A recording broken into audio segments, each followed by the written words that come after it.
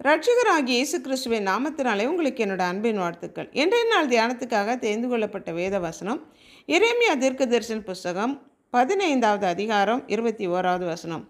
நான் உன்னை பொல்லாதவர்களின் கைக்கு தப்புவித்து உன்னை பலவந்தரின் கைக்கு நீங்களாக்கி விடுவிப்பேன் என்கிறார்.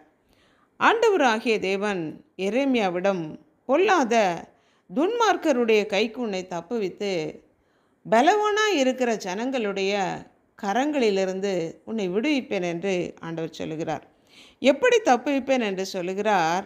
உன்னை ரட்சிப்பதற்காக, உன்னை தப்புவிப்பதற்காக நான் உன்னோடு கூடவே இருக்கிறேன் என்று தேவன் சொல்லுகிறார். யூதா தேசத்தில் இருந்த இஸ்ரவேல் மக்கள் தேவனுடைய வார்த்தைக்கு செவி கொடுக்காமல் போனதுனால எதிராளிகளின் கரங்களிலே ஒப்பு கொடுப்பேன் என்று கர்த்தர் சொன்னார். பாபிலோன் தேசத்து ராஜாவாகிய நேபுகாத்நேச்சர் அவர்களுக்கு எதிராக யுத்தத்துக்கு வந்தபோது அவர்களுடைய கையிலே தேசம் ஒப்பு கொடுக்கப்படும் என்று எரேமியா மூலமாக தேவன் சொன்னபோது எரேமியாவை அந்த ஜனங்கள் எல்லாரும் பகைத்தார்கள். உன்னை இந்த ஜனத்துக்கு எதிரான அரணான வெண்கல் அலங்கமாக்குவேன், அவர்கள் உனக்கு விரோதமாக யுத்தம் பண்ணுவார்கள், ஆனாலும் உன்னை மேற்கொள்ள மாட்டார்கள் என்று ஆண்டவர் சொல்லி, உன்னை ரட்சிப்பதற்காகவும் உன்னை தப்புவிப்பதற்காகவும் நான் உன்னோடு கூடவே இருக்கிறேன் என்று ஆண்டவர் சொன்னார்.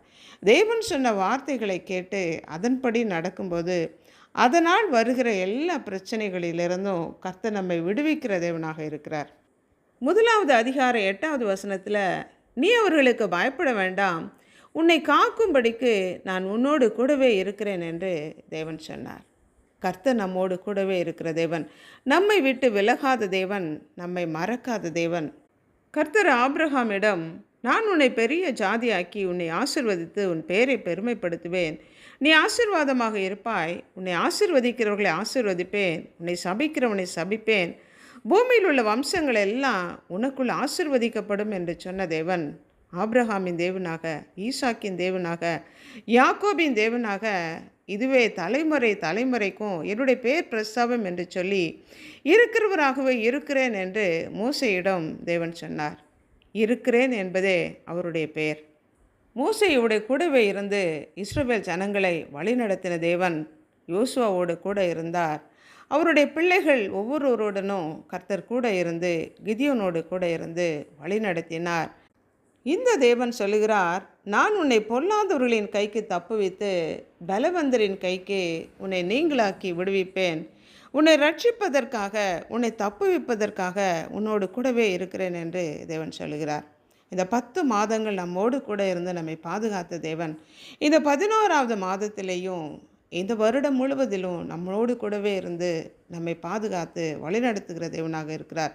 அன்புள்ள ஆண்டவரே, எங்களை படைத்தவரே, எங்களுக்காக ஜீவனை கொடுத்து எங்களை மீட்டு கொண்டவரே, உம்முடைய வார்த்தைகளுக்கு கீழ்ப்படிந்து நடக்கத்தக்கதான கிருபை தாங்க. நீர் எங்களுக்கு எழுதி கொடுத்த உம்முடைய கட்டளைகளுக்கும் கற்பனைகளுக்கும் நாங்கள் கீழ்ப்படிந்து நடக்கும்போது தேவனாகிய கர்த்தர் எங்களோடு கூடவே இருந்து எங்களை பாதுகாத்து பராமரித்து வழிநடத்துகிற தயவிற்காக நன்றி செலுத்துகிறோம். இது உலகத்தின் முடிவு பரியந்தம் சகல நாட்களிலும் உங்களோடு கூடவே இருக்கிறேன் என்று சொன்ன தேவன் எங்களோடு கூடவே இருந்து எங்களை பாதுகாக்கிற தயவிற்காக நன்றி செலுத்துகிறோம். உடைய திரை கரங்களுக்குள்ளாக எங்களை அர்ப்பணித்து ஜெபிக்கிறோம். இயேசு கிறிஸ்துவின் நாமத்தினால் ஜெபிக்கிறோம் பிதாவே, ஆமென்.